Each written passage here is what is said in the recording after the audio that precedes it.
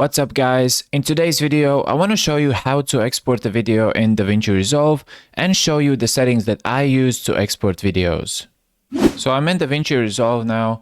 Before we start changing the render settings, there is one thing that we need to do, and that is change the timeline resolution to fit the resolution we want to export in.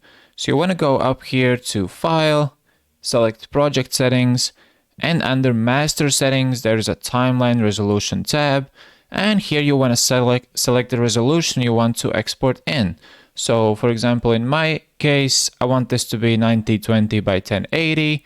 If you want to go for 4K, you have to select this one, 3840 by 2160. And press save. Alright, with that out of the way, let's pretend that we have done editing our video.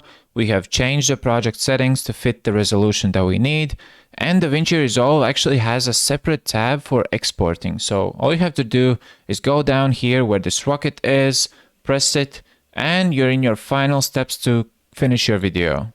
So there are two options that I have tested.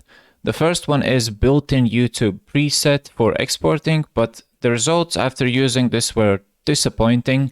So I started using this custom tab instead. Firstly, you want to name your video and select the file location, preferably someplace you can remember. After that, there's a couple of settings that we need to change. For me, I always go for MP4 format, just because I think it's the most versatile, in my opinion, but QuickTime is fine as well. I always leave the codec at H.264. Resolution depends on what kind of resolution timeline you work in. If it's 1920 by 1080, then select that. If it's 4K, then go for 3840, 2160.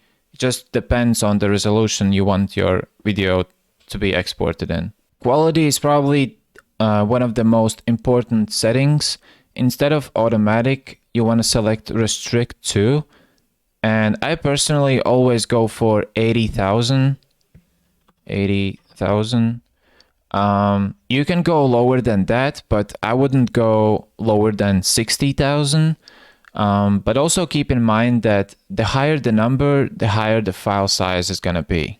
And one of the last settings that we need to change is under Advanced Settings, and it's called Gamma Tag. So here you want to go and select for Rec 709A, this one. This will ensure that colors and contrasts will look the same after the export, and this is also the best gamma tag for YouTube. And that's it. These are all the settings that I use. After this, just select Add to Render Queue and wait for your video to finish rendering. I hope this was useful for you guys. If it was, please leave a like and subscribe.